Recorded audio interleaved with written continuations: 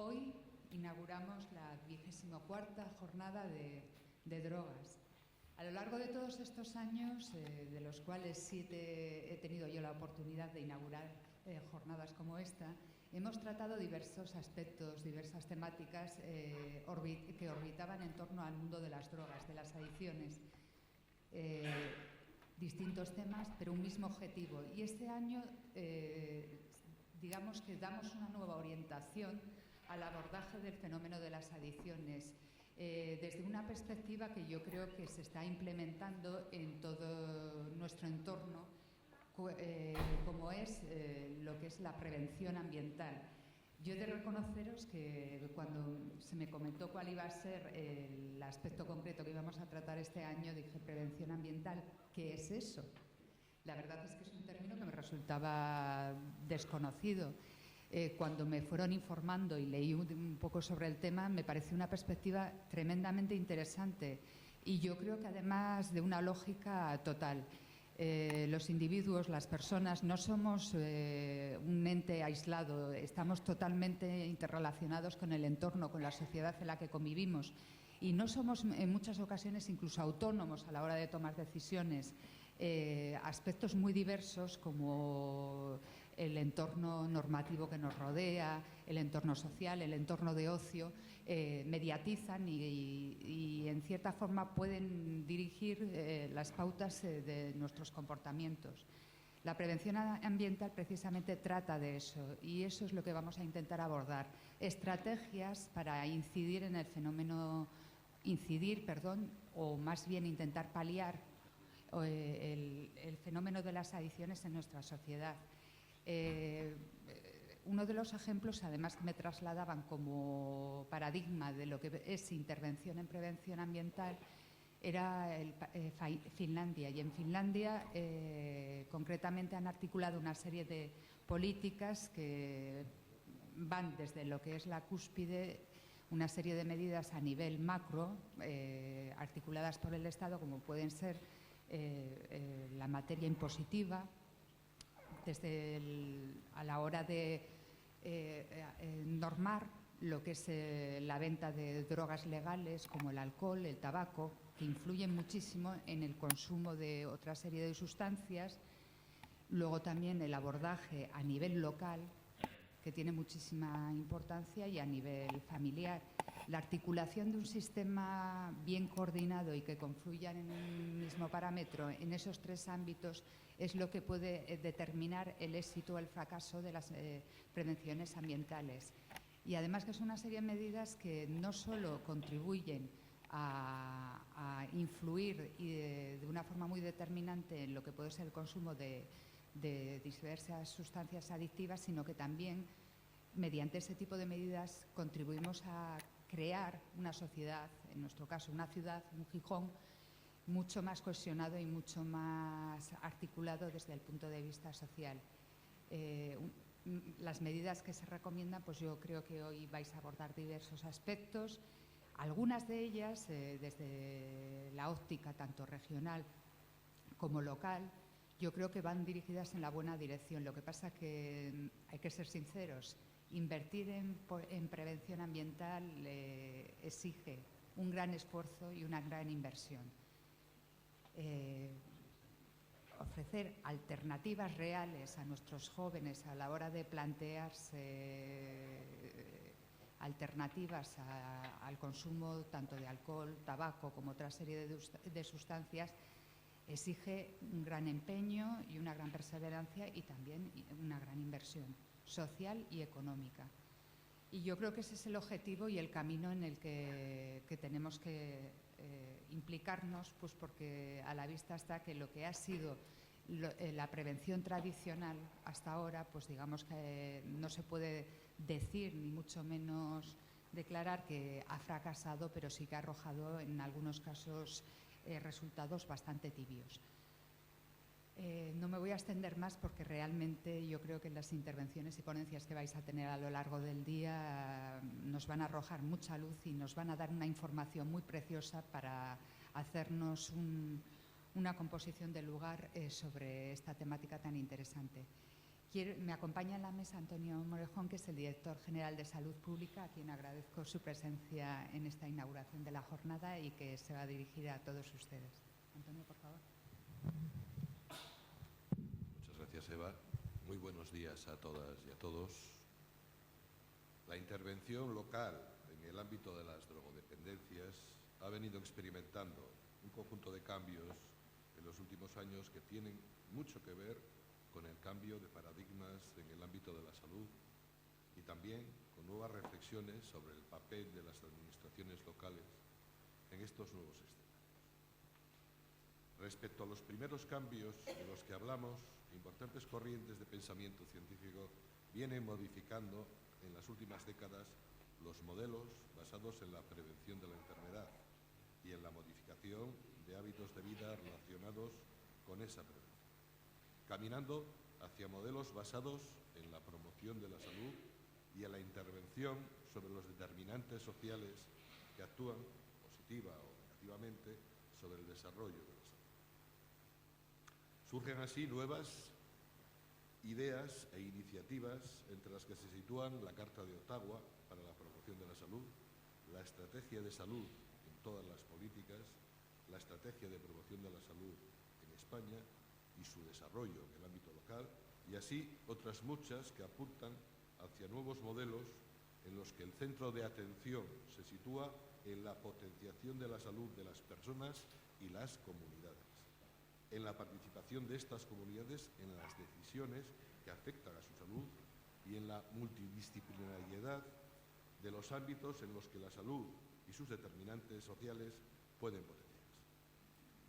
Todo ello tiene en la administración local un marco idóneo para unir eficazmente proyectos prácticos de mejora de los entornos locales, promovidos y realizados por casi todas las áreas de competencias municipales: transporte y movilidad, urbanismo, cultura y ocio, deportes, educación, medio ambiente, política social, vivienda, participación ciudadana, etcétera, etcétera, obteniendo resultados concretos en los programas de salud municipales y en la mejora de la salud de la ciudadanía. La promoción de la salud en este contexto es de una importante rentabilidad, ya que crea entre la ciudadanía y el gobierno municipal un flujo de relación e intercambio de ideas, sugerencias y soluciones a los problemas de salud difícil de establecerse con otras administraciones. El ámbito de las drogodependencias, o mejor, como término ya consolidado hoy en día, de las adicciones o conductas adictivas, no es una excepción en este nuevo enfoque multidisciplinar. Conscientes de ello, la Dirección General de Salud Pública, a través de su Servicio de Promoción de la Salud y Participación, responsable de esta línea de trabajo, viene en los 2 últimos años modificando la manera de entender el ámbito del trabajo de las adicciones y en otros terrenos relacionados con la salud municipal. En el primer caso, incorporando a las convocatorias de los planes municipales los planteamientos de la promoción de la salud en un sentido amplio y pluridisciplinar, y en el segundo, desarrollando desde 2017 una nueva estrategia de trabajo en red con los municipios de Asturias, que se ha plasmado en la formación de un grupo de trabajo en los que han participado más de 60 profesionales del ámbito municipal, pero también de la universidad, del campo asociativo y otras administraciones. Como resultado de todo ello, disponemos en este momento de un conjunto de cuadernos de trabajo que pueden orientar las tareas en el ámbito de la salud de los municipios en relación a la alimentación saludable y la actividad física, el envejecimiento saludable, la parentalidad positiva, el trabajo comunitario y, por supuesto, la prevención de las adicciones, que es el tema que nos ocupa.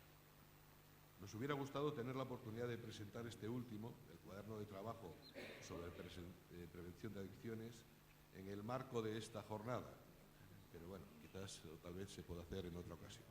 Nuestra visión es continuar profundizando en el futuro en esta forma de trabajo participativo y en red con los municipios asturianos, de forma que establezcamos unos objetivos y metodologías que nos permitan potenciar los mejores resultados obtenidos en cada ayuntamiento para que todos los demás puedan beneficiarse de ellos, trabajar de forma coordinada entre todos y construir una densa red de experiencias y conocimientos que coloquen el trabajo municipal en el lugar central que le corresponde en la promoción de la salud y la participación de la ciudadanía en la misma. Muchas gracias.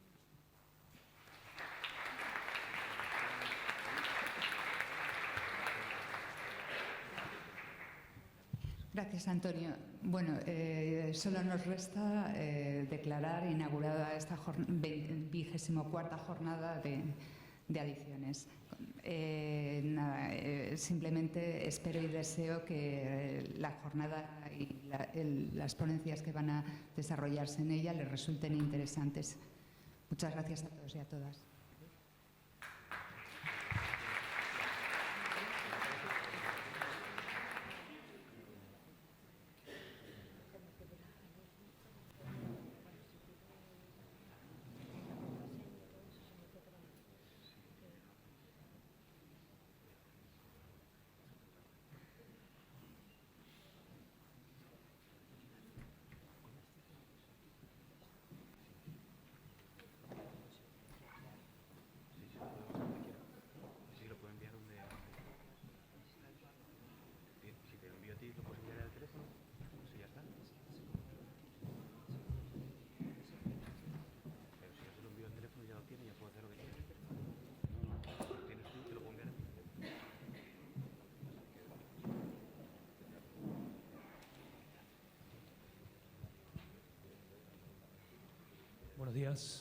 Buenos días a todas y a todos. Una vez inauguradas ya formalmente las jornadas, toca iniciar ya las ponencias y la primera ponencia técnica laboral. Rafael Fernández o Rafa Cofeño, conocido por todos, es médico y también es escritor. Desde su faceta sanitaria es especialista en medicina familiar y comunitaria, es jefe del servicio de evaluación de la Salud y Programas de la Dirección General de Salud Pública de la Consejería de Sanidad.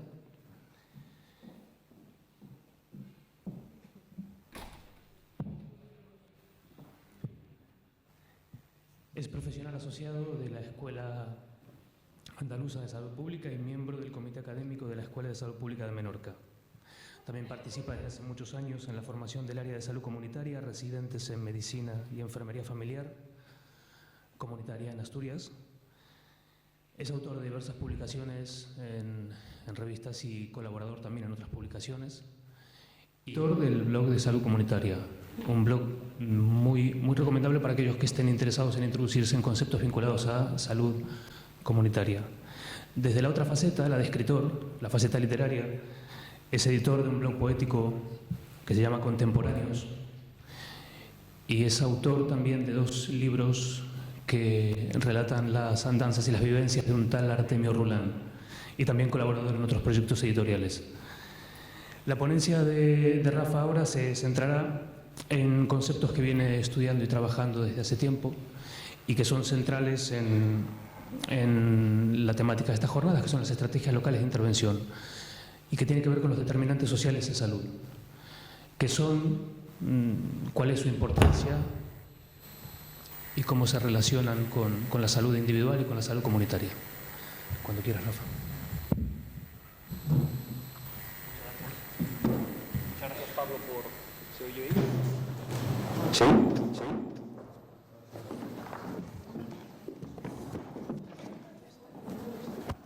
¿Sí se oye? ¿Ahora? Gracias, Pablo, por la presentación, por la cariñosa presentación. Muchas gracias a la organización por la posibilidad de estar aquí. La verdad es que es un placer. Es un placer contar esto y es un placer también contarlo en Gijón. Soy vecino de Gijón, del Llano, muy cerquino de aquí, entonces contar esto en casa pues da mucha alegría. Y contarlo en unas jornadas además que ya tienen trayectoria desde hace mucho tiempo y bueno, pues creo que puede ser interesante. No es un poco raro esto que os voy a contar, pero el modelo pedagógico en el que estamos, para no echar una hora, no es muy bueno, de un tipo contando durante una hora un rollo, y de la otra tampoco es que sea así como montado. Entonces, sí que os pediría, si alguien se anima, que baje un poco más hacia abajo, porque aquí estamos como todos muy desperdigados, He hecho unas diapositivas preciosas, maravillosas, y desde atrás no se ve muy bien. Si os animáis a bajar y estar todos un poco más juntinos aquí, mucho mejor, ¿vale? Y la luz, si podemos apagar esta luz a lo mejor para ver mejor las diapositivas, la luz de... esta luz de aquí para avisarlo, porque si no, no se ven bien. Bien, mi objetivo, gracias a los que os movéis. Mi objetivo es contaros un poco, a ver, los determinantes sociales y en qué medida los determinantes sociales influyen en nuestra biología, ¿no? Con esta frase que tenéis aquí un poco a modo poético de en qué medida las narrativas de los barrios influyen en nuestros cuerpos. Realmente lo que os voy a contar no es nada ni muchísimo menos, sino forma parte del trabajo y la experiencia de muchas personas que desde diferentes ámbitos de la salud pública, del trabajo social, de la medicina, de la enfermería y de otras disciplinas vienen trabajando en todo esto. Esta es una de las diapositivas que más me gusta poner, porque es un poco de la gente de la que yo fui aprendiendo un montón de cosas. Mi formación, como decía Pablo, que es desde la medicina de familia, trabajé una vez que terminé 3 años en Proyecto Hombre, y mayoritariamente el resto del tiempo, desde el año 2000, vengo trabajando en salud pública. Y es gracias a muchas de esas personas que están aquí, pues los que os voy a tratar de devolver. Y siempre me gusta hacer especial mención y agradecimiento a los compañeros y compañeras que trabajan con nosotros en la Dirección General de Salud Pública, concretamente, aparte de mi servicio, al Servicio de Promoción de la Salud y el fantástico trabajo que viene haciendo el Servicio de Promoción de la Salud y concretamente el área de drogodependencias. Vale, gracias. Genial. Declaro también, solemos hacer en nuestras presentaciones, declarar brevemente el tema del conflicto de interés. Trabajo en salud pública como funcionario. Parte de las cosas que os voy a presentar aquí forman parte de nuestro trabajo en salud pública, pero va a haber algunas opiniones que no forman parte de la opinión que pueda tener la empresa para la que trabajo ahora mismo. Y recibo compensación económica, ingreso económico por la actividad formativa que hoy voy a desarrollar. La financiación me consta que no viene ni de la industria farmacéutica ni de la industria armamentística, ¿no? Lo que voy a recibir por esta ponencia. Y os voy a empezar contando una historia que venimos contando desde hace muchos años a nuestros residentes de medicina y de enfermería. Pido disculpas a algunas de las personas que estáis aquí porque esta historia la escuchasteis varias veces. Y os voy a contar una historia que empezamos a contar a nuestros residentes porque inicialmente se contó por primera vez en un seminario fundamentalmente a madres, fundamentalmente a mujeres, en Proyecto Hombre, ¿vale? En un seminario en Proyecto Hombre hace tiempo, ante una situación de aumento de consumo de ansiolíticos, en personas que acompañaron a los chavales y chavalas en Proyecto Hombre, planteamos hacer un seminario para ver qué estaba pasando con el consumo de ansiolíticos y contamos una historia parecida a esta que os voy a contar muy rápidamente. María Teresa es una mujer de un barrio de Gijón, podría ser el Llano, podría ser el Natahoyo, por ejemplo. Procede de una familia que emigra en el interior de otras provincias de Asturias. Asturias, cuando en un momento determinado de la historia de Asturias había mucho trabajo en la siderurgia y hay mucha gente que viene a trabajar en nuestra comunidad autónoma. Es una mujer que deja de estudiar rápido para empezar a ayudar en un negocio familiar y ayudar a sus padres en un negocio familiar y deja de trabajar rápido cuando conoce a Manuel, que es un chaval del barrio. Se juntan, se casan y forman una familia. María Teresa deja de trabajar para cuidar a la familia. María Teresa tiene 3 hijos. Carmen, que es la mayor, es una chavala que también vive en el barrio y que actualmente está también viviendo con un chaval del barrio. La situación que tienen el trabajo actualmente es muy precaria, los estudios que tienen y la formación que tienen ahora mismo es difícil para poder encontrar trabajo y aparte que la tuvieran, no van a encontrar trabajo y se tendrán que marchar fuera de Asturias probabilísticamente. Y tenemos críos que ahora mismo tienen bastantes dificultades para cuidar, teniendo en cuenta la situación de precariedad, búsqueda de empleo y demás. ¿Quién se encarga de cuidar a los críos? María Teresa, ¿vale? Imaginaos 2 sillitas pequeñas que tiene María Teresa también encima de ella. La hija pequeña se llama María, es una cría que a lo mejor en el momento de nuestra historia está en torno a los 14 años y se encuentra así, ¿vale? Se encuentra en una situación afortunadamente fisiológicamente y psicológicamente normal que se llama adolescencia.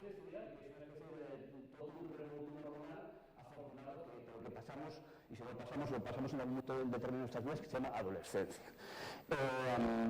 Y el hijo Manuel se encuentra en la silla allí, en el fondo, se encuentra en una silla muy lejana, es un chaval que dejó el instituto, va al instituto, lo dejó, empezó con una situación de pasarse mucho tiempo en el parque del barrio, tiene un conflicto con la familia que no soy terapeuta ni soy específico para esto, para poder etiquetarlo, empezó con un consumo recreativo, esporádico y tiene una situación de encuentro fuerte con la familia. La situación de confrontación que tiene con la familia ahora mismo ha hecho varias cosas. Una es que Manuel se refugia en un sitio donde los hombres de este país, algunos de los hombres de este país, se suelen refugiar cuando hay un conflicto así. Cuando preguntamos a nuestros residentes siempre dicen, en el alcohol. No es en el alcohol, es la Champions. ¿Vale? Mayoritariamente, muchos de los hombres o algunos de los hombres de este país se refugian en la Champions para evitar ciertas situaciones. Y lógicamente, y esa es la historia cotidiana, sí que puede ser que la socialización en un espacio como un sitio de bar determinado hace que vaya a tener un consumo de alcohol que cuando Marta, desde la consulta de atención primaria, le pregunta ¿cuánto bebes, Manuel? Manuel va a decir lo normal, ¿vale? Una situación de consumo de riesgo. María Teresa, con esta sobrecarga de cuidadora que tiene, con todas esas cosas que tiene encima de la silla, lo que está haciendo es algo que a veces etiquetamos biológicamente, pero que no es una etiqueta biológica, sino que es el síndrome del malestar. Se encuentra cansada, triste, apática, tiene ganas de llorar, de doler el cuerpo. Se le puede poner una etiqueta nosológica, a lo mejor biológica, pero vemos que lo que tiene es una sobrecarga de silla alucinante, que va a repercutir incluso en algunas patologías que aparentemente son biológicas, pero no son biológicas, como puede ser una hipertensión, una diabetes o otras cuestiones, ¿no? Y en esta situación que tiene, María Teresa forma parte del grupo de mujeres que tenemos en Asturias con las mayores tasas a nivel nacional del aumento de consumo de ansiolíticos. Empezó a tomar una benzodiazepina y un ansiolítico para tratar de controlar esa ansiedad, ¿vale? Fijaros que hay tres tipos de consumos diferentes. Bueno, no sé si consumos es la palabra adecuada, ¿eh? Pablo me diría. Ansiolíticos, alcohol y el uso de sustancias ilegales, ¿no? O sea, hay diferentes patrones químicos de las sustancias que se están consumiendo, diferentes patrones legales o ilegales de las sustancias que se están tomando y diferentes formas de experimentar con ellas por el contexto en el que se encuentra la familia.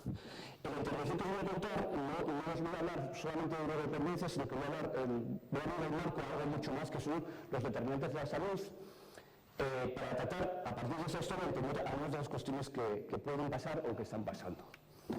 Lo primero es, no hablar de salud, sino que voy a hablar de bienestar. Nosotros cuando hablamos de salud pública, salud entendemos el tema del bio, del psicosocial, pero muchas veces cuando trabajamos con otros sectores fuera del sistema sanitario se entiende mucho mejor el bienestar, ¿no? A veces trabajamos con concejalas de cultura que dicen, no, nosotros no tenemos que ver nada con la salud. Y nosotros decimos, fundamentalmente tenéis que ver más con la salud, el ayuntamiento tiene más impacto en la salud de una población que la que tiene el hospital. Es decir, los otros sectores que están fuera del sistema sanitario tienen un impacto fundamental en el bienestar y en la salud de las personas. A lo largo de determinantes vamos a hablar también de un tema fundamental que es vivimos y trabajamos en territorios que son complejos y los fenómenos individuales, como las siglas que acabamos de ver, muchas de las personas que estáis aquí veréis casos individuales en consultas como los de Manuel, como los de Carmen, como los de María, como los de María Teresa, ¿vale? Y la reflexión interesante es pensar que no solamente es fundamental el abordaje individual que podéis hacer desde la medicina, desde la enfermería, desde la educación, desde el trabajo social, sino el abordaje poblacional de estos casos.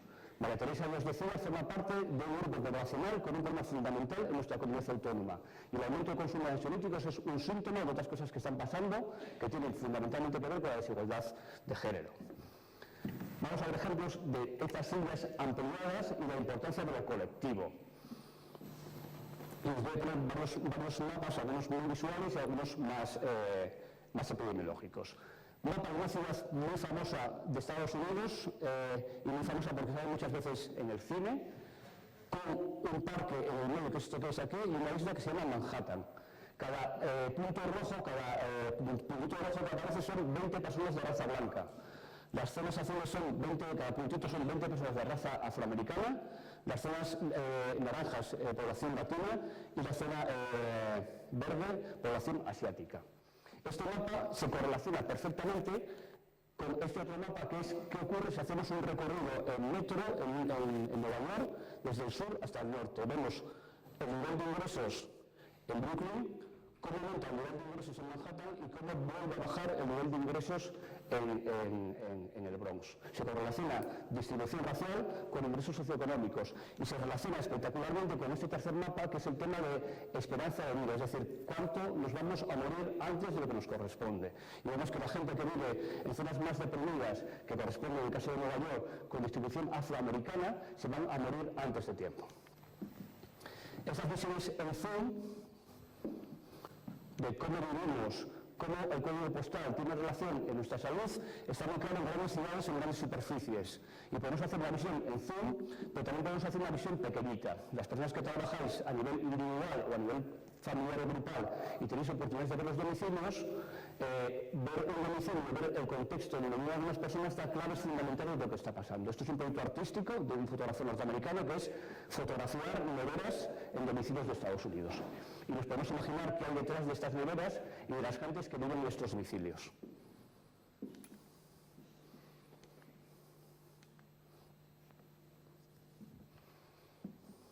La observación forma parte fundamental a nivel individual, grupal o colectivo para entender qué es lo que está ocurriendo.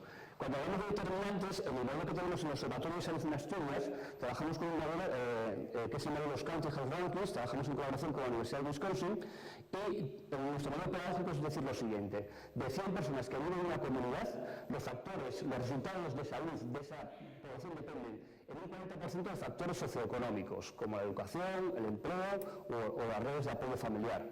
En un 40% de conductas de salud. Conductas de salud son estilos de vida individuales.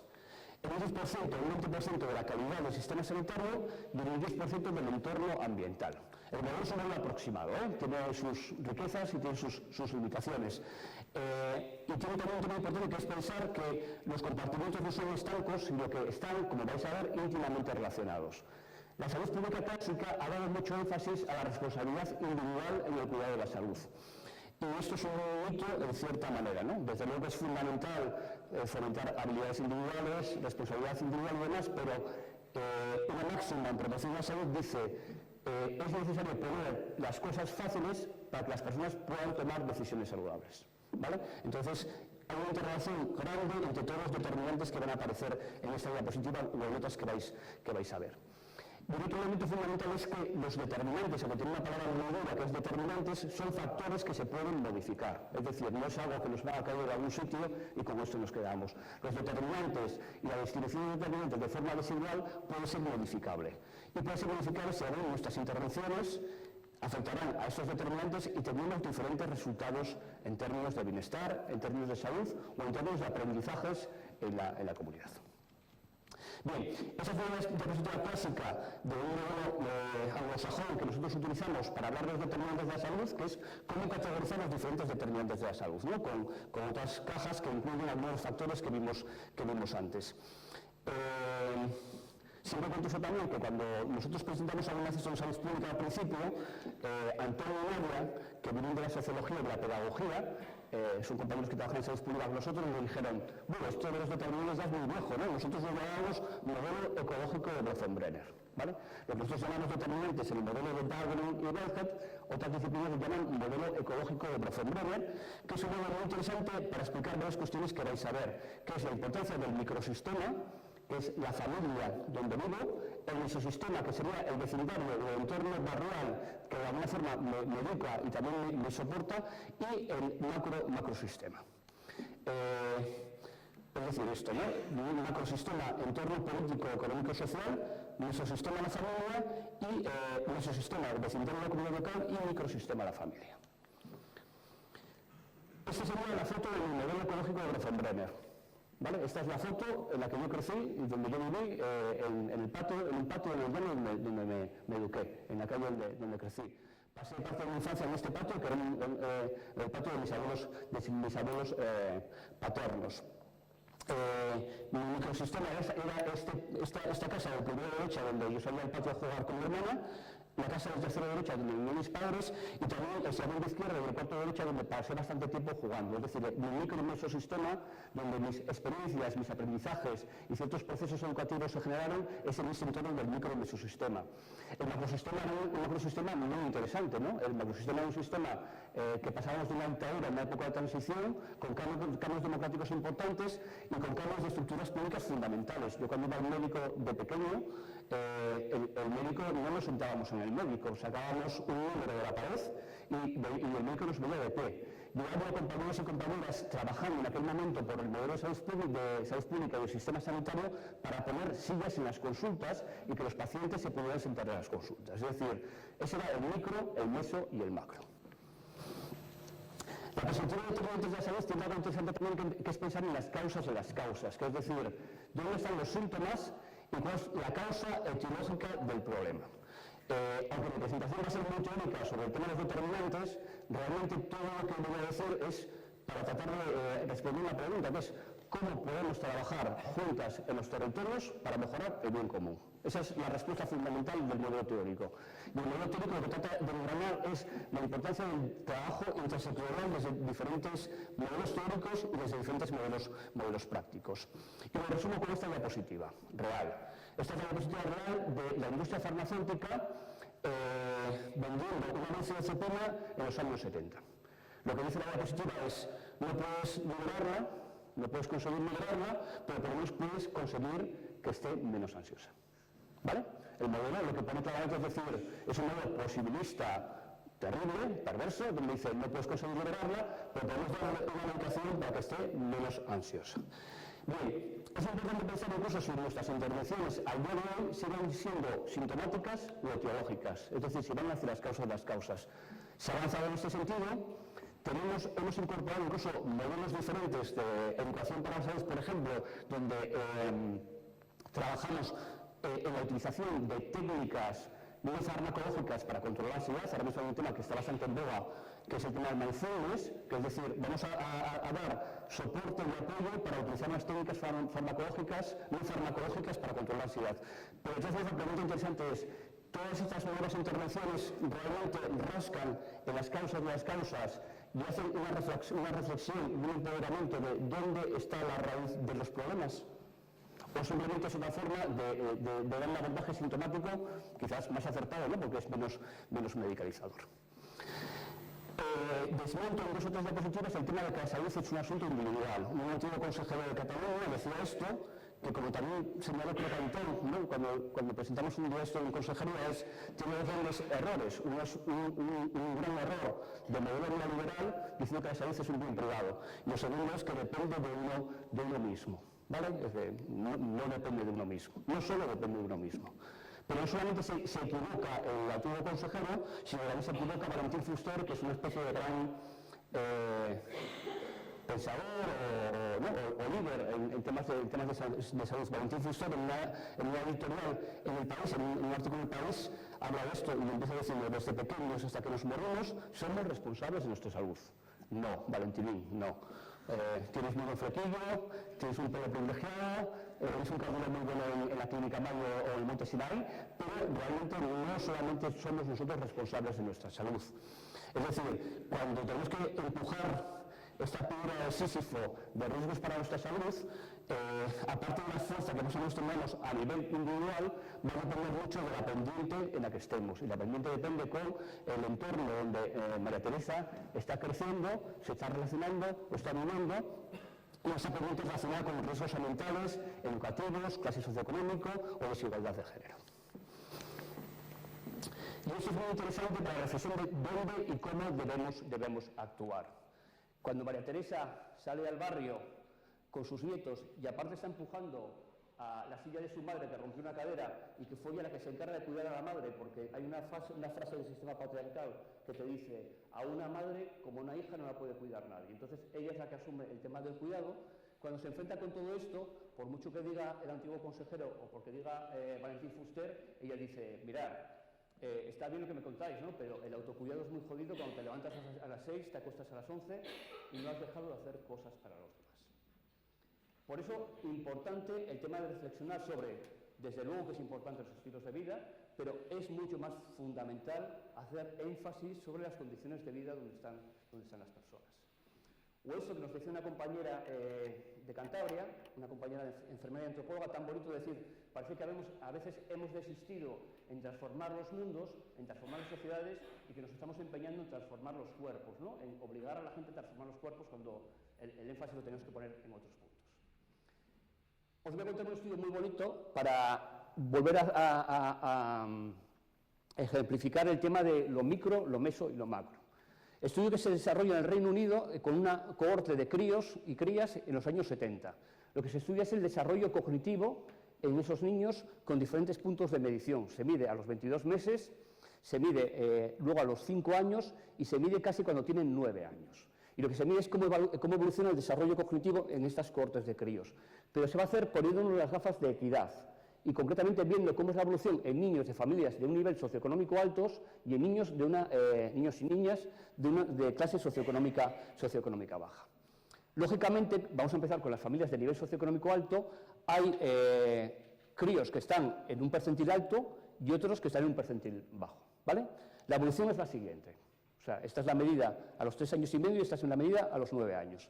Vemos que los que estaban altos bajan un poquito, pero los que están en un percentil bajo suben y se igualan, es decir, hay una mejoría. ¿Qué ocurre con los críos y crías de nivel socioeconómico bajo? Pues esto que veis aquí. Se igualan, pero se igualan por debajo.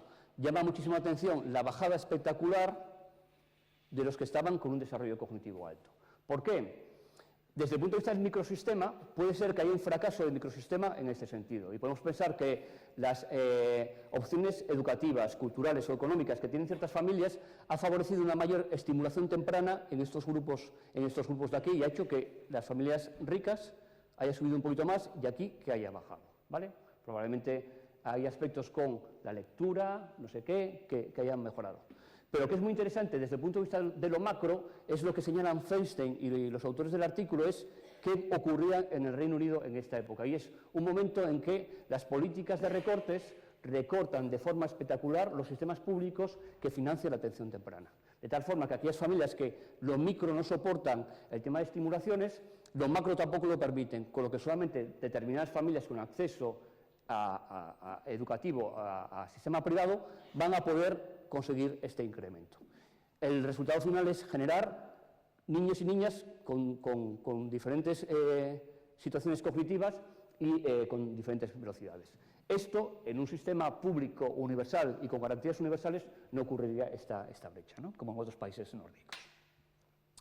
Bien, resumiendo esta primera parte, esto, ¿no? Pensar entonces que hay un contexto de grandes determinantes fundamentales que son las grandes políticas macroeconómicas, mercado de trabajo, las políticas del estado de bienestar o el capital social, otras que llamamos determinantes intermedios y que están relacionados más con nuestras condiciones, sería edad, género, edad, sexo, género, nivel educativo, etnia, clase social, ingresos económicos, condiciones de empleo, trabajo, exposiciones ambientales, vivienda, lo que llamamos código postal, que sería un poco las condiciones del lugar donde vivimos, capital social, redes y apoyo social, sistema sanitario y activos para la salud, que serían aquellos recursos individuales, grupales o familiares o colectivos que tenemos en nuestro entorno.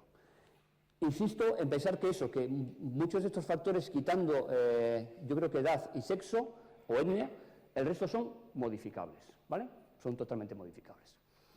Y la pregunta que nos hacemos es cómo se engrana todo esto con las condiciones, con los resultados finales. O sea, por qué todo esto tiene relación con diferentes resultados en términos de salud, que es lo que voy a tratar de exponer un poquito en la segunda parte. ¿Cuál es el engranaje de todo esto con estas condiciones? Bien, pensando en grandes causas, no olvidemos esto, ¿no? Es una diapositiva ideológica, pero bueno, todo es ideología, lo que digamos o lo que no digamos, ¿no? Esto es un panfleto en inglés y en castellano que se difunde mucho en torno al 1 de mayo y dice esto, ¿no? Dice, te sientes triste y deprimido, problemas de salud, preocupado sobre tu futuro, te sientes con síntomas de falta de vivienda, malas condiciones, desempleo, pobreza, sentimiento de impotencia, apatía, aburrimiento, empobrecimiento, pérdida de la libertad de expresión, encarcelamiento, ideas suicidas, pues no consultes a tu médico, ¿no? Consulta a tu sindicato, a una plataforma de derechos, porque lo que estamos sufriendo es capitalismo.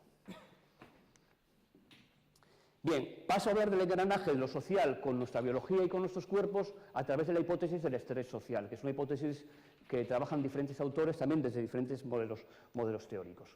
Y parto contando de una historia muy interesante sobre el tema de comunidades longevas.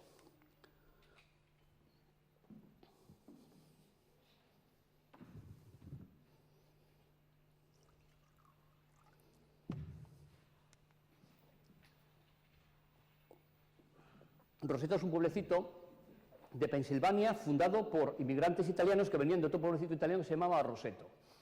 Roseto llama mucho la atención en la mitad de los años del siglo XX, porque mientras que en Estados Unidos comenzaba a haber un incremento de eventos cardiovasculares, en Roseto la gente se moría de muy mayor y apenas había eventos cardiovasculares. Se comienza a estudiar cuál es esa diferencia, por qué podía ser esta diferencia, y se manejan diferentes hipótesis. Una es genética, otra es relacionada con el patrón mediterráneo o estilos de vida mediterráneos que podían haber traído los italianos, pero se descartan. Se ve que otros italianos que venían de Roseto, Italia, y que estaban viviendo en otros pueblos de Norteamérica, ya tenían los mismos patrones cardiovasculares que los americanos autóctonos. Y también se vio que los rosetianos, pues que no hacían ni pilates, ni comían bien, ni estaban apuntados a un gimnasio, ni tenían hábitos especialmente saludables, ¿eh? Ojo, con todo esto no quiero decir que eso no sea interesante e importante para la salud, pero me refiero a que no era, la hipótesis del modelo de vida saludable no encajaba. Lo que se observa en Roseto es que eran comunidades con un alto nivel de cohesión, eran comunidades que se apoyaban mucho entre ellas y eran comunidades donde ellos mismos decían estaba muy mal visto ser muy rico o ser muy pobre, es decir, no existían desigualdades.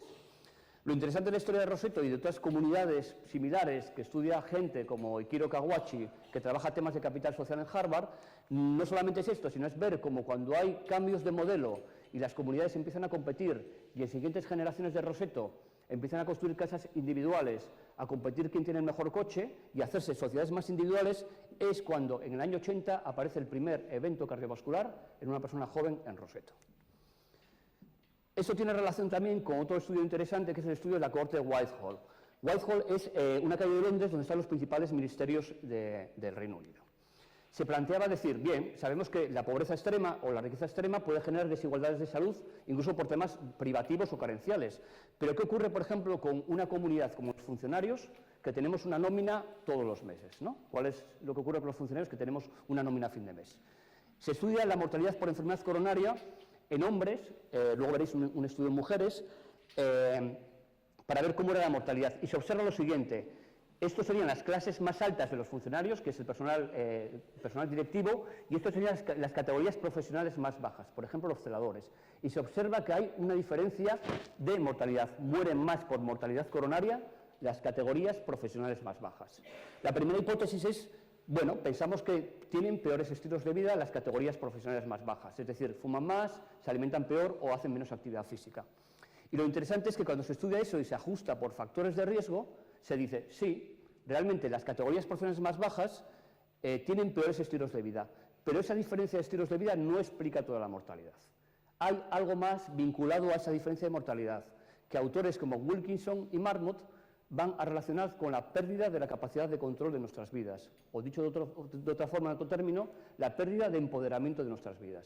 Y lo que es muy interesante también es que estos estudios hechos cuando mejoran las condiciones laborales de los trabajadores disminuyen las desigualdades entre sectores, categorías más altas o categorías más bajas.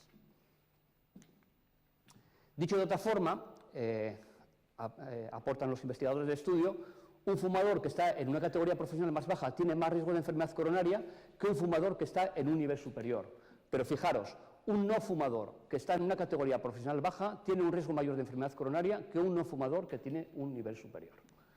Esto a nivel poblacional se corresponde también con otros estudios hechos en Baltimore en barrios deprimidos. En barrios deprimidos se observa que hay mayores eventos cardiovasculares en barrios deprimidos respecto a barrios no deprimidos. Pero lo que es muy interesante es que en esos barrios deprimidos, incluso la gente que se cuida bien a nivel individual y no fuma, no bebe o tiene cierto grado de actividad física, se va a morir más prematuramente y va a enfermar peor o más que aquellas que viven en otros barrios, en relación con esa hipótesis del estrés social. ¿Cómo engarzamos biológicamente el estrés social en los barrios? Bien, una buena recomendación, yo cuando leí la primera vez algo muy interesante, es una revisión que tiene Herzmann, que trabajó, yo creo que falleció, en temas de desarrollo de infancia, tiene un atlas de desarrollo infantil en Canadá, en el British Columbia. Y tiene un articulito, una síntesis en salud pública sobre esto, ¿no? Que fijaros que lo que dice es cómo la experiencia, cómo los aprendizajes se engranan con nuestra biología. Es decir, sabemos cómo afecta el tabaco a la placa de ateroma de nuestras coronarias, pero cómo afecta que estemos más empoderados a nuestras coronarias, cómo afectan vivir en comunidades más equitativas y en comunidades que se cuidan más a nuestras coronarias y que tengamos mejores resultados en salud. Cómo se explican las desigualdades de salud y cómo, de alguna forma, que es la hipótesis de Herzmann y otros autores, las experiencias cotidianas que tenemos desde la infancia, en lo micro y en lo meso, influyen en nuestra biología. Cómo se engranan esas experiencias en nuestro cuerpo y cómo esas exposiciones se van a producir a lo largo de toda la vida y cómo también hay periodos clave y ventanas de oportunidad para esas modificaciones. Las ventanas clave parece que están en el momento de desarrollo fetal, primera infancia y adolescencia, aunque ahora mismo hay varios estudios que incluso afirman que pueden ser a lo largo de toda la vida. Por eso, cuando decimos la especial vulnerabilidad de la infancia, insisto, no solamente son por temas privativos al día de hoy, sino más por las repercusiones que puedan tener en el futuro haber estado expuesto a condiciones sociales adversas. Bien, esto es interesante también, ¿eh? Luego vais a ver un ejemplo que es las modificaciones que se van a tener a nivel biológico pueden ser estables, pero también pueden ser reversibles. Es decir, sabemos toda la cadena inflamatoria de lo que ocurre cuando alguien fuma, pero ¿cuál es la cadena inflamatoria que ocurre cuando vivimos en condiciones sociales adversas? Bien, los modelos que hay varios modelos, pero fundamentalmente los que nosotros más manejamos son dos que vienen de la epidemiología social. Nancy Krieger es una investigadora en Harvard y se llama el embodiment, o la teoría ecosocial, y otro es el engranaje biológico de Herzmann, que era el autor que os citaba antes. Estos son como dos grandes modelos para hablar de este engranaje de los barrios con los cuerpos. El engranaje realmente funciona a través de diferentes ejes neuroendocrinos, de los cuales el más estudiado es el primero, que es el eje del hipotálamo, el eje hipotálamo hipofisario adrenal, y que esto es la secuencia de estrés relacionada con el tema del cortisol. Hay estudios muy bonitos, hechos con ratones, donde dicen, ratones que nacen en una camada determinada, los sacamos de la camada y vuelven a la camada unos días más tarde. Esos ratones que vuelven unos días más tarde, al ser recibidos de nuevo por su cuidadora, que es su madre fundamentalmente, son más queridos, más chupeteados y más mimados que los ratones que seguían en la cama, ¿vale? O sea, de hecho, ese estudio tira por piedra sobre el tema del modelo civil, de cómo hay que dormir a un niño por las noches. Y lo que se ve es que esos ratones que son más queridos, más chupeteados y más mimados, van a tener diferentes respuestas del eje hipotálamo hipofisario adrenal y del cortisol que los ratones que fueron menos chupeteados. Esa respuesta moderada que tienen del estrés lo que favorece es que su sistema nervioso central procesa mejor y es más maduro, y eso va a tener implicaciones en un mejor desarrollo cognitivo y en un desarrollo y un aprendizaje mejor de habilidades, ¿vale? Esto que ocurre en ratones ocurre también en modelos humanos. El estudio Whitehall, que antes os decía, plantea cosas tan interesantes como esta. La diapositiva es un poco liosa, ¿eh? No la miréis porque es un poco rollo. Simplemente la pongo para decir existe, no me lo estoy inventando, ¿eh? Ante una sobrecarga de glucosa, un experimento que es, vamos a dar una sobrecarga de glucosa a hombres y a mujeres, el estudio de funcionarios y funcionarias que os comentaba antes, y vamos a ver qué ocurre con la metabolización de la glucosa. Lo que se observa es que no metabolizan la glucosa lo mismo los hombres que las mujeres, pero no metabolizan tampoco lo mismo la glucosa las mujeres de categorías profesionales más bajas de categorías profesionales más altas. Existe una diferencia en una metabolización de glucosa según género y según clase, categoría profesional, con las repercusiones que todo esto puede tener, y en relación con el estrés social, las repercusiones que puede tener en el desarrollo o en la peor evolución o pronóstico de algunas enfermedades. O más, un estudio muy interesante también, que es comparar la respuesta al estrés en hombres de clases sociales bajas y altas en dos países, en Lituania y en Suecia, en Vilnius, Lituania, y en Linkoping, en Suecia. La respuesta normal al estrés sería esta. Si hay una respuesta de estrés, hacemos un pico de cortisol, que hay que hacerlo porque es una forma de adaptarnos perfectamente, y el cortisol baja. En Suecia veis la respuesta al estrés de hombres de clases bajas y clases altas. Veis que hay una subida y baja. Y veis que apenas hay diferencia entre la respuesta al estrés entre hombres de ambas clases sociales. Fijaros qué ocurre con los hombres en Vilnius. Los de bajos ingresos tienen un punto de partida del cortisol altísimo. Es decir, la respuesta al estrés es totalmente deforme. Es decir, ya parte de este nivel de cortisol, incluso la respuesta es que el cortisol está agotado. No hay una respuesta adaptativa normal al cortisol. Y los ricos sí que hacen una respuesta, pero mucho más tal. Y veis que hay un gradiente importante en cuanto a esto. Eso tiene relación con la expresión de diferentes patologías que van a tener, incluso con lo que Wilkinson y Marmot dicen que es por qué las glándulas adrenales van a ser diferentes en hombres ricos o en hombres pobres, o mujeres ricas o en mujeres pobres. Bien, un resumen de todo esto puede ser esto que veis aquí, ¿no? Cómo el entorno social tiene una relación con la respuesta psicobiológica, cómo esto se relaciona con las conductas y cómo esto se relaciona con los resultados de salud y bienestar. ¿Vale?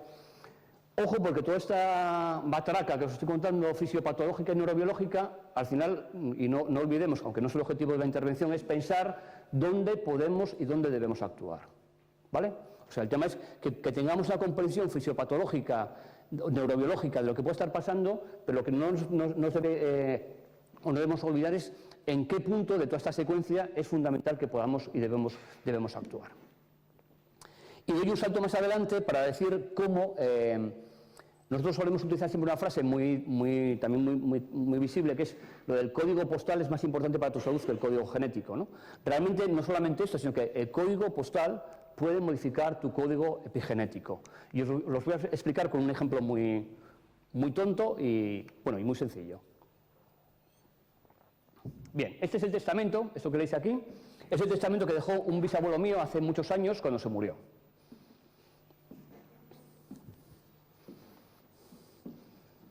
¿Qué os llama la atención?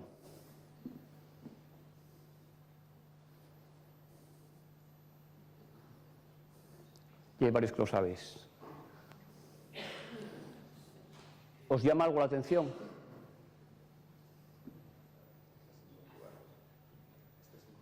Está sin puntuar. Entonces, según abrieron estos, el sobrino Juan, que era muy espabilado, dijo, no os preocupéis, el testamento dice esto, ¿no? Dice, dejo mis bienes a mi sobrino Juan, no a mi hermano Luis.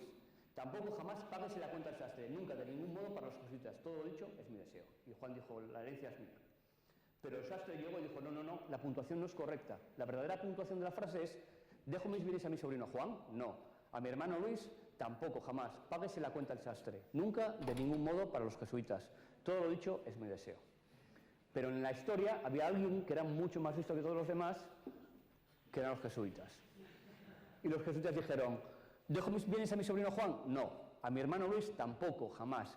Páguese la cuenta al sastre, nunca, de ningún modo. Para los jesuitas, todo. Lo dicho es mi deseo. Ángel González dice esto de otra forma. Para que yo me llame Ángel González, para que mi ser pese sobre el suelo, fue necesario un ancho espacio y un largo tiempo.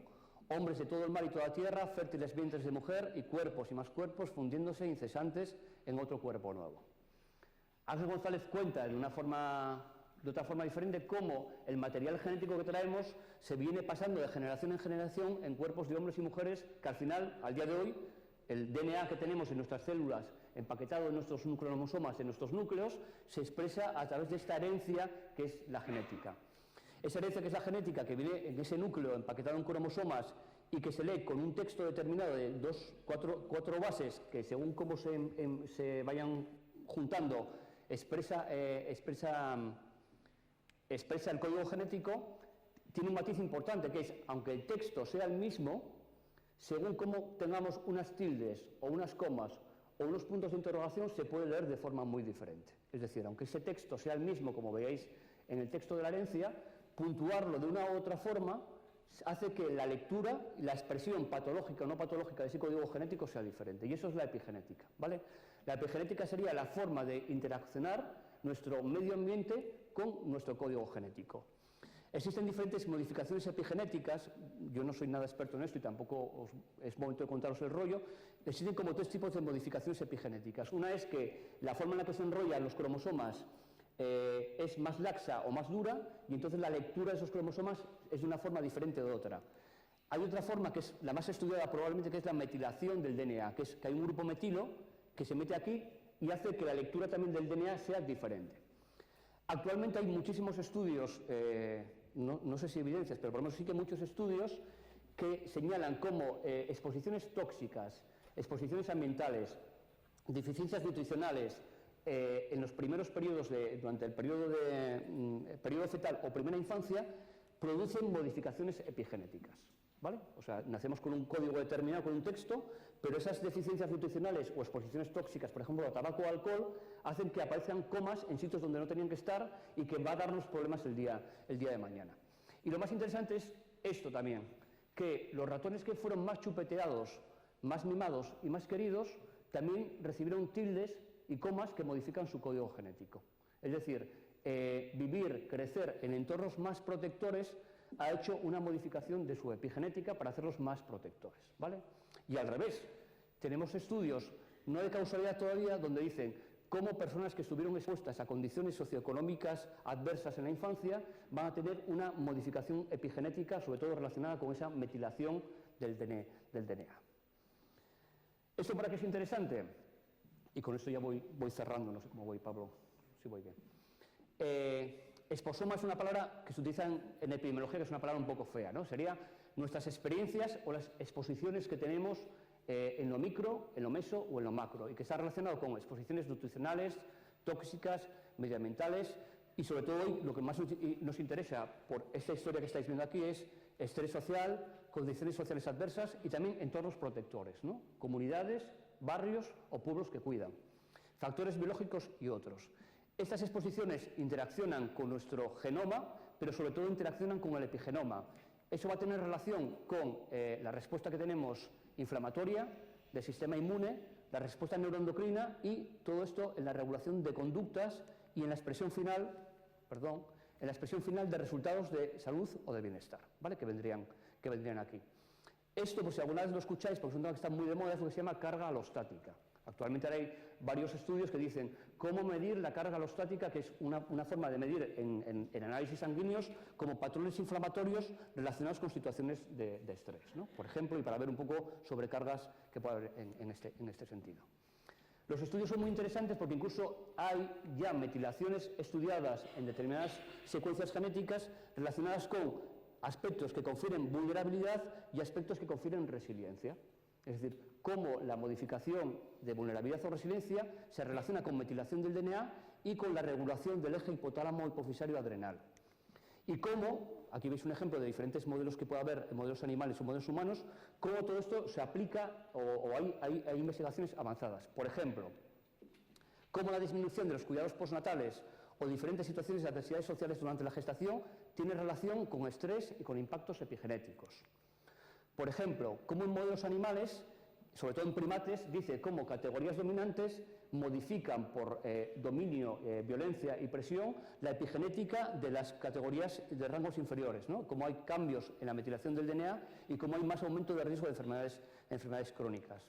Como por ejemplo, en humanos, cómo diferentes variaciones del estatus socioeconómico, es decir, estar en diferentes categorías profesionales, ha hecho que la metilación sea diferente en células sanguíneas.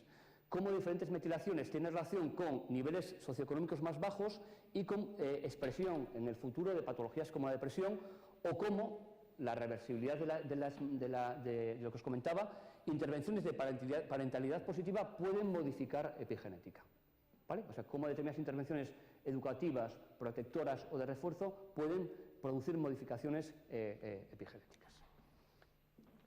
Bien, ¿todo esto para qué? Bueno, todo esto para poder dar como un marco de integración de todo lo que acabamos de comentar, ¿no? De cómo puede ser el engranaje de los determinantes con los resultados de salud. Pero sobre todo para pensar dónde podemos y dónde debemos actuar. Hace 20, 30 años, no sé cuándo empezaron las primeras benzodiazepinas, seguramente cuando alguien dijo que una benzodiazepina, yo no puedo liberar la situación que tienen estas mujeres, pero os voy a dar una benzodiazepina para controlar la ansiedad, hubo gente que se tiró de los pelos, ¿no?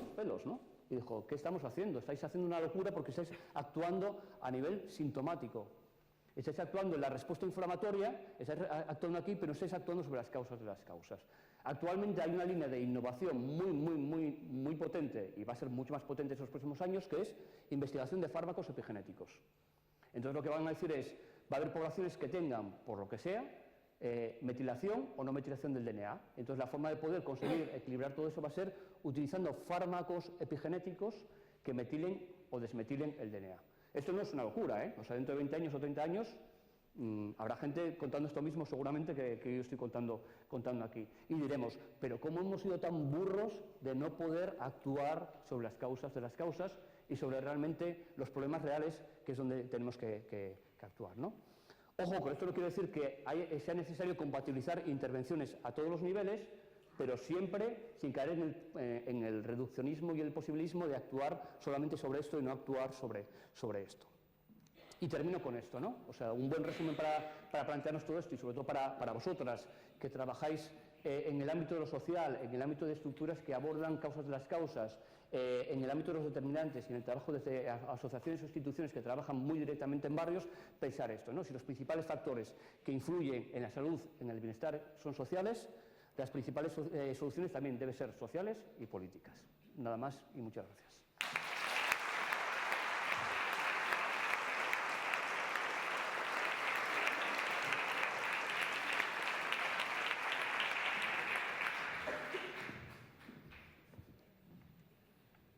Tenemos un cachín, me parece, para comentarios o...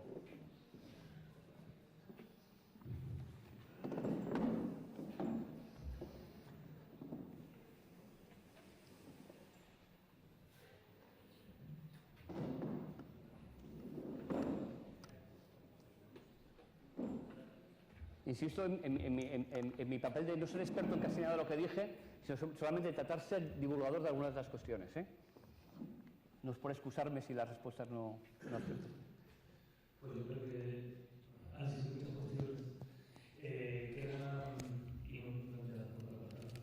Queda un espacio bastante bueno para preguntas, para dudas, para sugerencias. Mucho bueno. En esta parte. No, mira, está llegando el micrófono ahí, si podéis presentar, por favor. Yo me llamo Moncho, soy del Grupo Socialista. Yo lo que digo es si las respuestas son sociales y me gustaría que, no te dices que eres divulgador, pero me gustaría que hicieras alguna opinión también. En ese sentido, es decir, si las soluciones pasan por lo social y lo político, ¿cómo encaja desde el punto de vista municipal el urbanismo, la distribución de los servicios? Todo eso me gustaría que de alguna manera me digas cómo lo ves. Porque realmente yo no pienso que se estén haciendo programas electorales o se estén haciendo proyectos de ciudad pensando en estos términos de salud. Yo pienso que se están haciendo de otra manera, en términos económicos, en términos de bienestar económico, que de alguna manera también influye, como dice.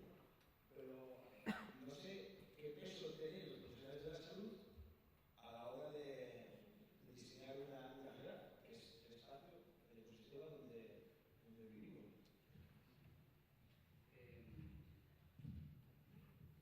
Bueno, yo realmente sí que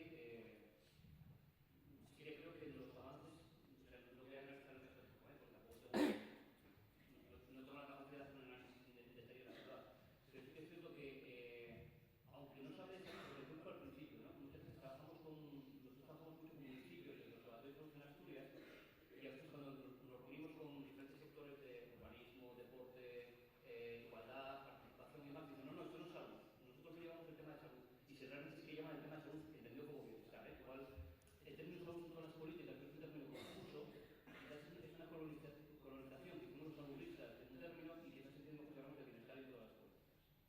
Entonces, yo sí que creo que se tienen en cuenta, es decir, yo sí que creo que con deficiencias o no deficiencias, la historia de Gijón en los últimos 30 años, 25 años, es un modelo donde se han realizado incorporaciones importantes de ciudad que contempla que ese espacio lo es, por ejemplo, ¿no? O sea, ese espacio que dure 24 años, pues es un agradecimiento a la gente que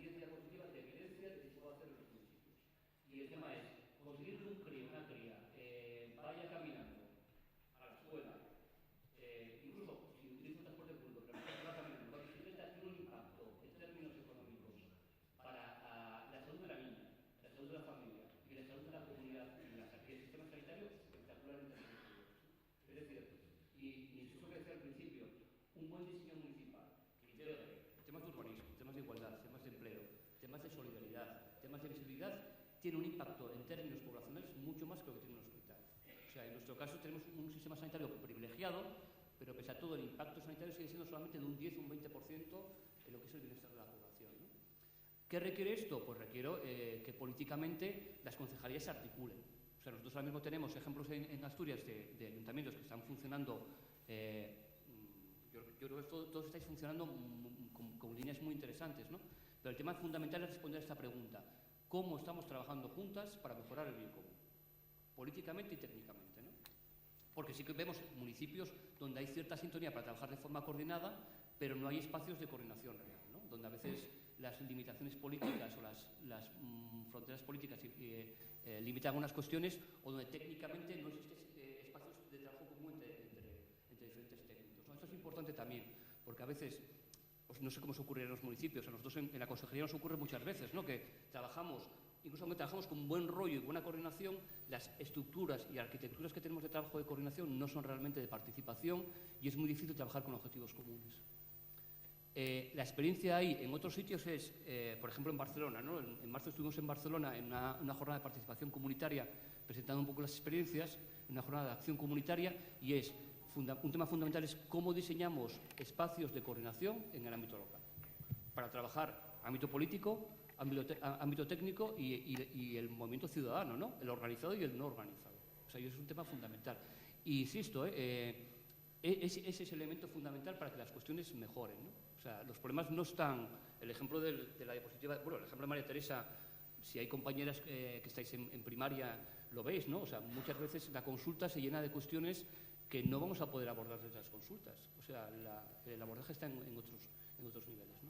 Entonces ahí tenéis, políticamente y técnicamente tenemos una labor fundamental, vamos. Y hay evidencias que soportan todo esto, ¿eh? Si queréis os las paso para que...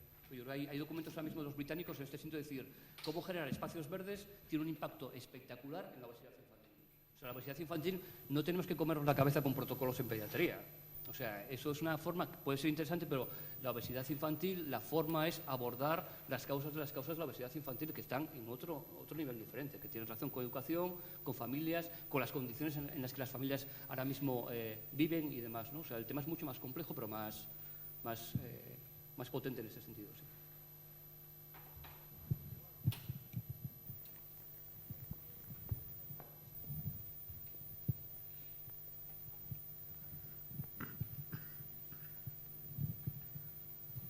Gracias, buenos días. En relación también en lo que acaba de decir Moncho y la contestación de Rafa Cofiño, sí me gustaría ver esa perspectiva, ¿no?, de ciudad. La zona oeste, zona con niveles de partícula todos los días con muchísima contaminación, zona este, niveles de riqueza.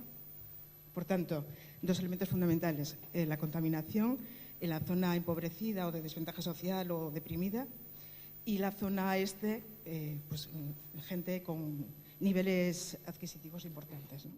Por otro lado, claro, alquilar un piso en la calzada no es lo mismo que en Viesques o Mió, la guía. Por eso también el tema de la feminización de la pobreza, hablaste de perspectiva de género, ¿no?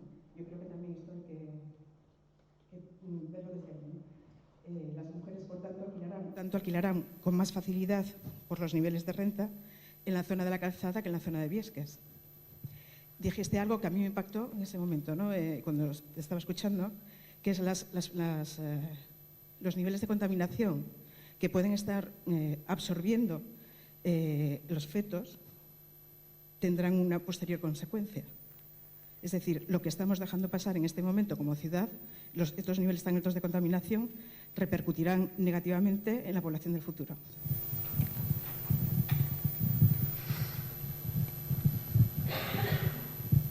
Sí, vamos, nada que añadir, vamos. Es fundamental tener buenos estudios para poder medir algunas de las cuestiones, pero sí, nada que añadir, incluso las diferencias que puede haber. O sea, yo me mudé muchísimo, yo creo que me mudé 4 o 5 veces, ¿no? Nos mudamos. En un radio siempre de 3 kilómetros, no salí nunca de Gijón, ¿no? Y pasé del Llano a vivir en la zona del Prica, a Pablo Iglesias, a Viesques, y ahora estoy viviendo en la Camocha. Y el tema es las diferencias que existen en ciertos barrios de algunas cuestiones tangibles o intangibles es real, ¿no? Eso es evidente por muchas cuestiones. ¿Sí?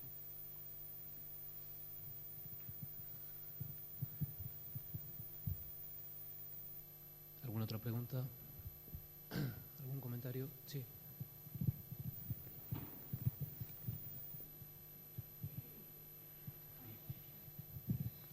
Bueno, yo soy psicóloga y tengo formación en atención temprana.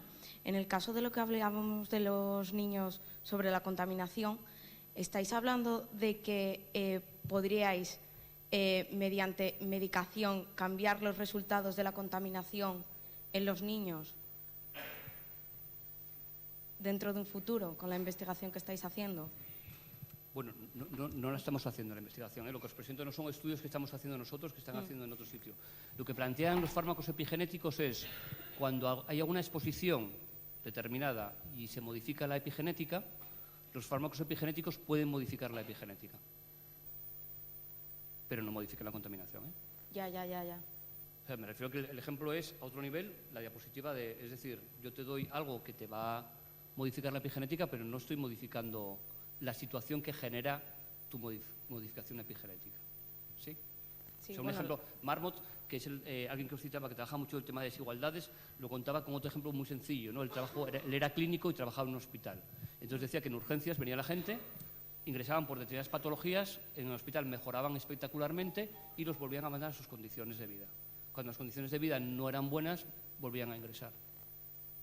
¿Sí? Bueno, o sea, lo que quiero decirte con esto es que los fármacos epigenéticos pueden aportar alguna solución sintomática, pero lo fundamental sigue siendo abordar la causa del problema, ¿no?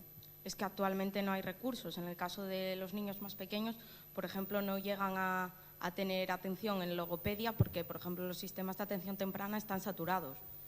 Entonces, sería como un parche un poco mal puesto, la verdad. Sí.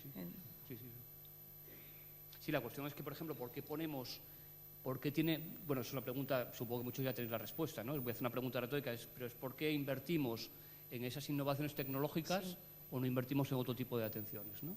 Claro, eso es... Pero esto ocurre mucho a nivel asociativo, o sea, nosotros incluso a nivel asociativo a veces cuando hay alguna demanda para un recurso, a veces las demandas ciudadanas son pensando más en recursos sintomáticos que no en las causas de las causas, ¿no? O sea, por ejemplo, el tema de envejecimiento ahora mismo, el tema no puede ser, a lo mejor, lo importante igual no es crear una unidad de diagnóstico precoz de una patología que no tiene tratamiento, sino el tema es cuál es nuestro papel de abogacía con la ley de dependencia, ¿no? Que es un tema fundamental, por ejemplo, ¿no? Sí, bueno, y en el caso de mayores actualmente sí se estudia más cómo apaliar los síntomas, pero no estudiamos, por ejemplo, los casos que tenemos muchos casos, salió el otro día las noticias, una mujer de 102 años que realiza actividades físicas. Esos casos no estudiamos porque esa persona, con esos factores del entorno, hacen que esa persona dure o viva más años en mejores condiciones que otra persona que está en una sociedad, por ejemplo, asturiana.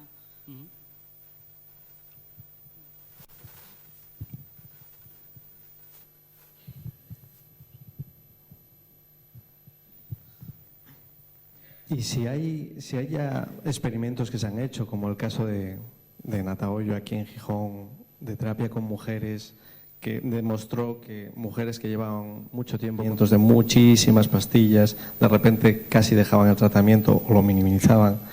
¿Por qué no se está invirtiendo en este tipo de terapias grupales que han demostrado que funcionan y que ayudan mucho a la gente y a evitar dolor y a mejorar la calidad de vida?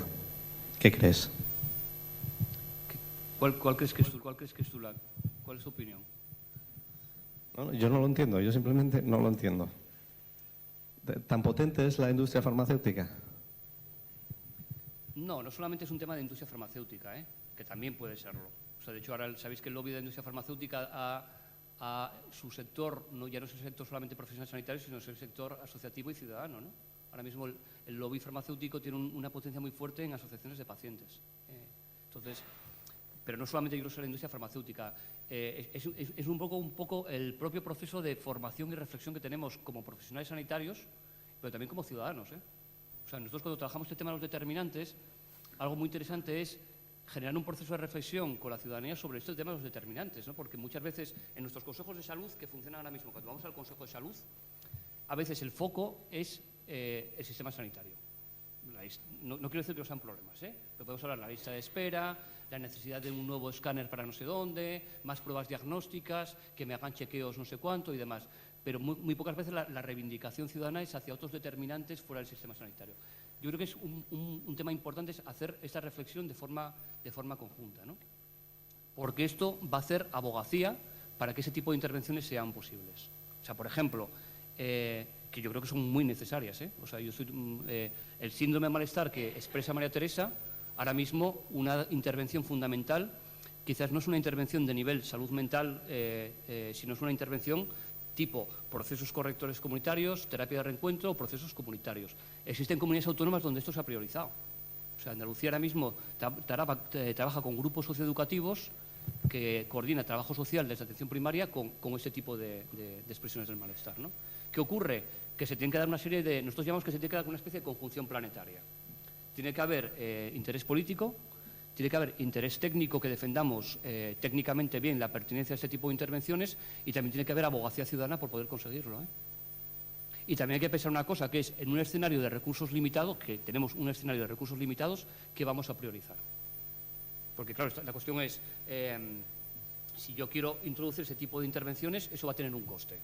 ¿Qué voy a dejar de hacer y cuánto la ciudadanía va a facilitar que dejemos de hacer ese tipo de cosas, ¿no? Porque no es posible todo, ¿no? Entonces, yo creo que esta reflexión hay que establecerla de forma muy, muy importante para poder tomar decisiones, porque el sistema, si no, es insostenible.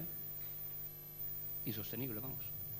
Y no estamos yendo al punto fundamental de algunas de las cosas que planteabais, que son hacia las causas de problemas que tenemos, ¿no?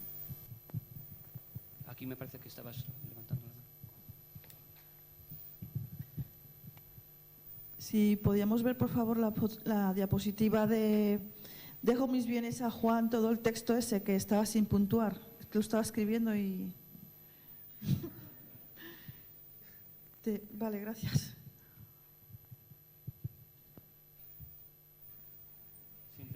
Si entráis de todas formas en el blog de salud comunitaria, que citaba Pablo al principio, si buscáis en salud comunitaria, arriba están las presentaciones colgadas.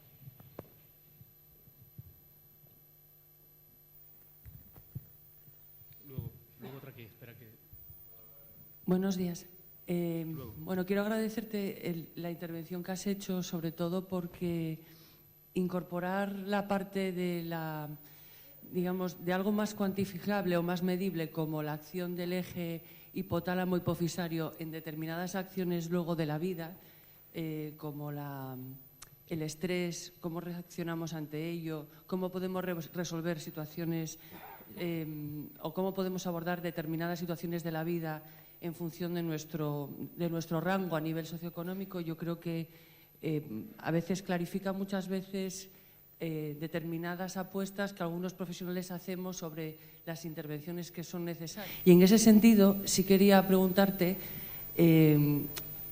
bueno, en Asturias, por ejemplo, la intervención que se hace sobre programas, por ejemplo, de parentalidad positiva para trabajar con familias que están en situación de exclusión social, y el tipo de intervenciones socioeducativas, la carga que se hace es, a mi entender, mínima en función de las necesidades que tenemos. Y mientras tanto ponemos otras medidas, probablemente con un gasto económico, yo creo que mucho más importante, sin acudir a las causas originales que generan toda esta situación, ¿no? Y con chavales que están en situación de riesgo permanente y de una fragilidad enorme, nos planteamos otro tipo de procesos mucho más estéticos, pero yo creo que menos efectivos, ¿no? Y en ese sentido sí que coincido en lo que comentaba Moncho al principio, de la necesidad de que las políticas municipales, las autonómicas y nacionales, quiero decir, en distintos niveles, aborden desde el ámbito de la educación para la salud, del ámbito de la intervención socioeducativa, la mejora para que la población tenga una mayor calidad de vida en el sentido más general. No sé, quería preguntarte un poco, en ese sentido, ¿qué valoración haces de las inversiones que se hacen a ese nivel en ese tipo de políticas, ¿no? Que yo creo que prácticamente son testimoniales? Concretamente, con algún ejemplo que pones no te sabría decir exactamente, ¿no? Pero bueno, yo sí que creo que son testimoniales. O sea, nosotros ahora mismo en salud pública, Nadia, a lo mejor por el tema de parentalidad positiva, no sé si tienes alguna información más, pero realmente nosotros en salud pública, el presupuesto que tenemos dentro de lo que es el presupuesto de la Consejería de Sanidad es un presupuesto de estar por el 0,6%, 0,5%. Y el peso fundamental, y ahí estamos financiando algunas intervenciones que yo creo que tienen un impacto fuerte, por ejemplo, con ciertos colectivos, ¿no? Pero es testimonial. O sea, yo el otro día nosotros estamos hablando del sistema sanitario y yo contaba lo que yo gestiono en mi servicio en subvenciones a entidades, y es testimonial comparado con el gasto anual que Asturias tiene. Por ejemplo, siempre ponemos el ejemplo del rabeprazol. No sé si sigue existiendo el rabeprazol, Marta, ¿no? El rabeprazol, que es un omeprazol que yo creo que no aporta mucho más a lo que hay, y hace unos años cuando mirábamos es 1,5 millones de euros al año en financiación, ¿no? Entonces, es decir, pues claro, ahí sí que tenemos que tener políticas valientes que desinviertan cosas, ¿no? Pero, y también tener capacidad política y técnica y ciudadana, insisto, porque la ciudadanía en este sentido va a tener un papel determinante para poder apostar por ello y ir todos a una para ello, porque si no es testimonial. Y entonces seguimos yendo hacia lo sintomático.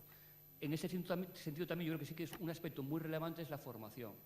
O sea, nosotros, por ejemplo, en medicina, hablo en medicina, pero en muchas ciencias de la salud, venimos de modelos del síntoma.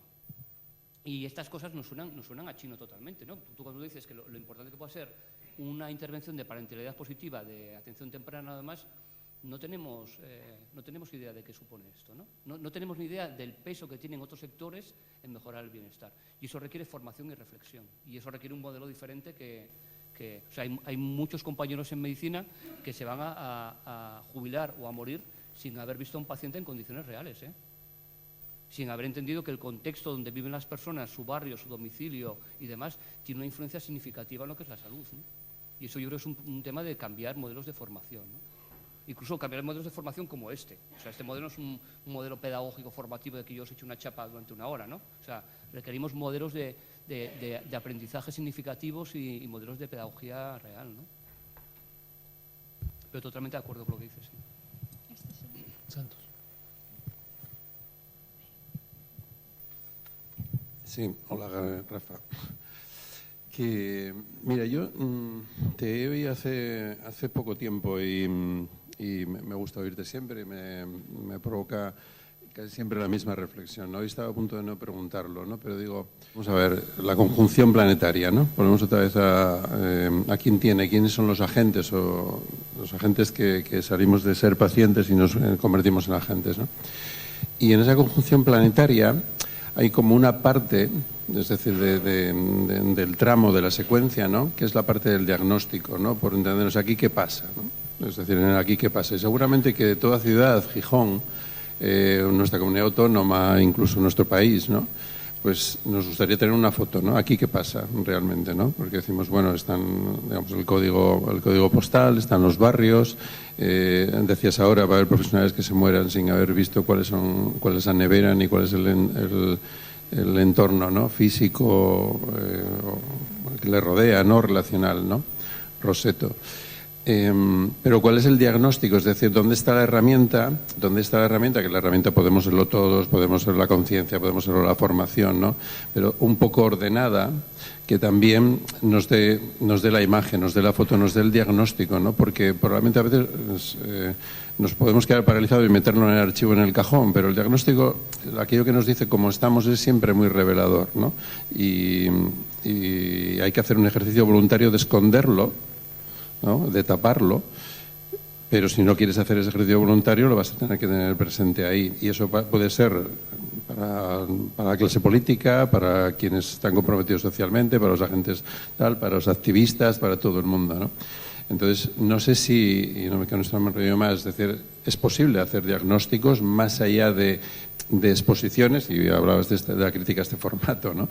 Es decir, de exposiciones, de encuentros, de reflexiones, pero quien tiene que tomar decisiones, a fin de cuentas, las podemos tomar todos en muchos ámbitos y presionar, todo eso es verdad, pero quien decide al final, quien decide el modelo de ciudad de Gijón, dónde se construye, cómo se construye, cuántos metros cuadrados, cuánta luz centra, tantas cosas de este tipo, tiene que ver con otras cosas, ¿no? Entonces, ¿cómo hacemos la foto, no? Es decir, con qué luz, con qué diafragma, con todo lo demás, y al final qué resultado tenemos. Y no sé si estáis haciendo fotos, si es posible hacer fotos, ¿no? Y sí. qué nos van dando. Sí, Gracias. vamos, de hecho nosotros, parte del trabajo importante que ahora mismo está desarrollando el Observatorio de Salud en Asturias es hacer fotos de ámbito municipal, ¿no? Con las dificultades que tiene hacer fotos. De hecho, la primera foto que sacamos, bueno, esto os invito a mirar el observatorio con más calma, ¿no? Pero es una foto pixelada con limitaciones de 25 datos de determinantes de salud. Con ese modelo que os ponía antes en la diapositiva, se dan 25 datos, pixelados, ¿eh? Porque claro, no es lo mismo sacar el municipio de... no es lo mismo sacar Cudillero que sacar Gijón, con la diferencia que muy bien contabais de barrios, ¿no?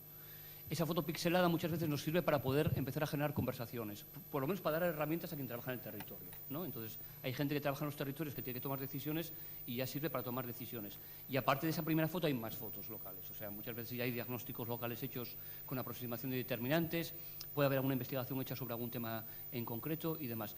Y luego hay metodologías para poder trabajar de forma participada en el territorio para hacer más fotos, ¿no? Por ejemplo, en alguna zona rural en la que trabajamos con esa primera foto, no sale un tema, no salía porque no estaban incluidos los indicadores, pero posteriormente salió un tema muy importante que era este mismo, el aumento del consumo de ansiolíticos en muchas mujeres. Y a partir de eso, el grupo que se generó, que es un espacio de participación en salud vinculado al ayuntamiento, se trata de hacer una intervención, ¿no? Es decir, la metodología ahora mismo para hacer fotos y hacer diagnóstico las tenemos, ¿no? Yo creo, en nuestra experiencia, el problema no es tanto el hacer las fotos o cómo hacerlas, que también requiere método y técnica, ¿no? Sino es la metodología para trabajar juntos de forma coordinada.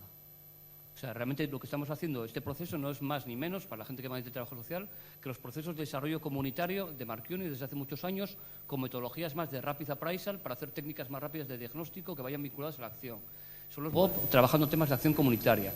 Es el modelo de activos de McKnight, o sea, no es nada nuevo, pero realmente el tema es cómo hacer fotos rápidas para pasar a la acción, ¿no? Y cómo vincular los diferentes niveles que son los políticos, los técnicos y el ciudadano. Pero o sea, tenemos herramientas. ¿Qué ocurre? Que esto, estamos muy orgullosos de ello, pero también forma un poco parte, que a veces parte de los métodos que tenemos en Asturias, cuando los contamos fuera, en otros sitios van más rápidos que nosotros, ¿no? O sea, nosotros tenemos muy buenos modelos, en otros sitios hay más recursos o más tal, y van más rápido que nosotros, y aquí todavía vamos un pelín más despacio, ¿no? Pero yo de todas formas soy bastante soy muy realista y bastante crítico y negativo en algunas cosas, ¿no? Pero sí que creo que hay cambios y modificaciones importantes, ¿eh? Y creo que las va a haber más en los próximos años, todavía en Asturias.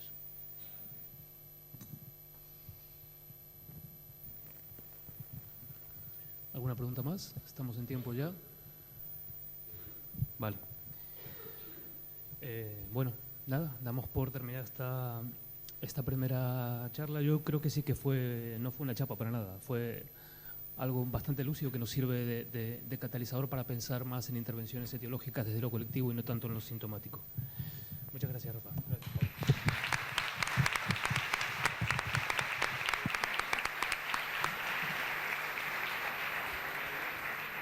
Tenemos un descanso de media hora y a las 11:15 comienza la segunda ponencia para tratar de ser puntuales y no retrasarlo. Gracias.